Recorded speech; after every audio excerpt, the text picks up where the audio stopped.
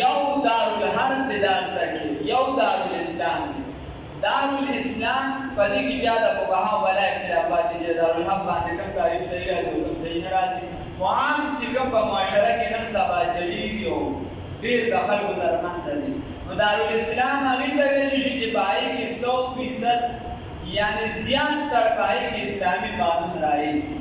هغې ته دارالاسلام ویلی شي. او دارالحرب هغې ته ویلی شي چې په هغې کې تا د عبادت نه منې کوي، بل مذهبي ازادي تا ته نه یې میلاو، دې ته دارالحرب ویلی شي. دارالاسلام خو په نږدې دور کې الله دې معافي وکړي داسې چېرته نه دی تېر شوی په نږدې دور کې چې په هغې باندې دا تعریف صادق ډېر راځي. البته د افغانستان د طالبانو حکومت متعلق د علماو دا رایه وه چې دا پرې راته صادق هغې کې د بعضو بیا د هغې شیراني بابا وغیره هغې وي چې ساده د هغې نه بار وي ساده هغې د بار هغه بیا هم د تعریف لاندې نه راځي،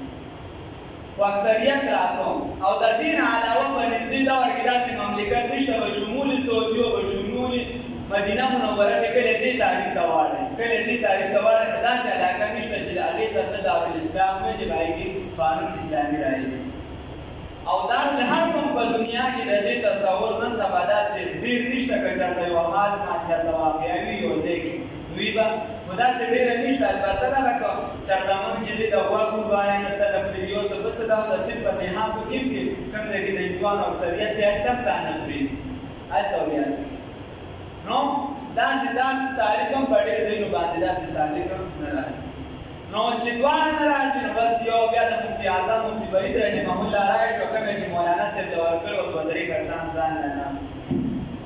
هغه ورته وي چې دارالمؤمنین به ورته وایي بس د مؤمنانو کور دی نو قانون معلوم پوښتنه وه بس بینابین دی د مسلمانانو یو ځای دی او مسلمانان دلته اکثریت دي ورته کم دي بس، او هغې ته به دارالکفر ووایي د کافرانو ځای دی اکثریت بس دغه یې تعریفات پرې راځي. نور چې دی نو دارالاسلام او دارالحرب باندې کیسه نه ده. الله دې وکړي چې مسلمانانو باندې دا تعریف بیا صادق راشي.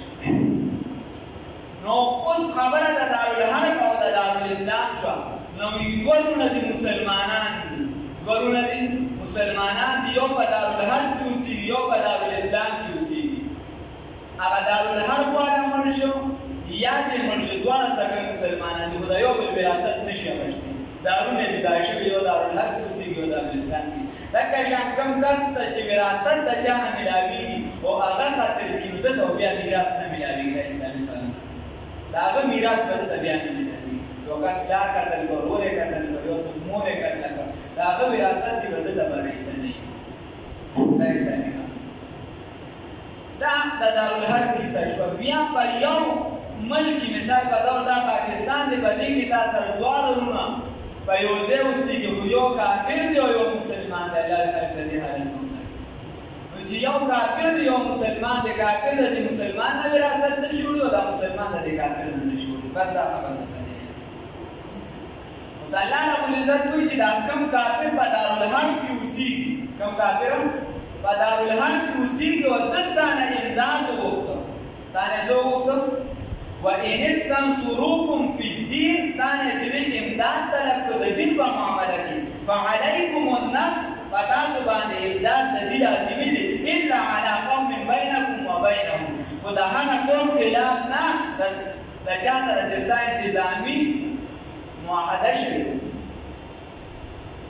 د چا سره دې معاهده شوې ده نو ډایرکټ بیا توره راوښتل د هغه خلاف نشته. هغه کله راته په مسلمان دوره کېده ډایرکټ به توره نه راځي، هلته به بیا تړون باندې سفارتي تعلقات استعمالوي.